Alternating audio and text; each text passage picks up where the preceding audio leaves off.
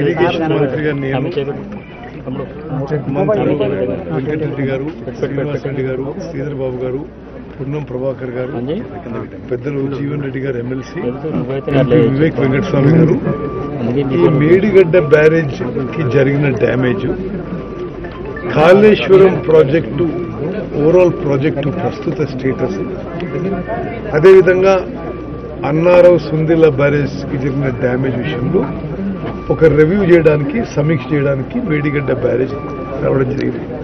మీరందరూ పార్టిసిపేట్ చేశారు. ఓ 2 గంటల పాటు విషయాన్ని ఇంజనీర్లు ప్రజెంటేషన్ ఇచ్చారు. మేము అడిగే ప్రశ్నలు అడిగినాం. దాని తర్వాత ఇప్పుడు మేడిగడ్డ బ్యారేజ్ పైకి ఇన్స్పెక్షన్ రావడం జరిగింది. ఇది నిస్సందేహం చాలా దురదృష్టకరం. ఎక్కడో చాలా సీరియస్ లోపాలు జరిగినాయి. డిజైన్లో కానీ, నిర్మాణంలో కానీ, ఆపరేషన్ మెయింటెనెన్స్ కానీ సీరియస్ లోపాలు జరిగి మూడు బ్యారేజెస్ కి ఇప్పుడు ప్రమాదంలో ఉన్నాయి.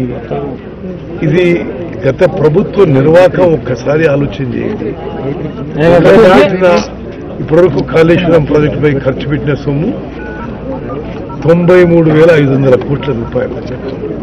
మన అందరి జీవితాలు బ్యాంకులలో తాకట్టు పెట్టి హై కాస్ట్ లోన్స్ తీసుకొచ్చి మరి ఇటువంటి ప్రాజెక్టులు నిర్మించిన వాళ్లపై ప్రజలు కూడా మరి వాళ్ళు ఏ విధంగా పనిచేశారో ఇది వాళ్ళ పనితీరుకు నిదర్శనం అని చెప్పి నేను మనవి చేస్తాను.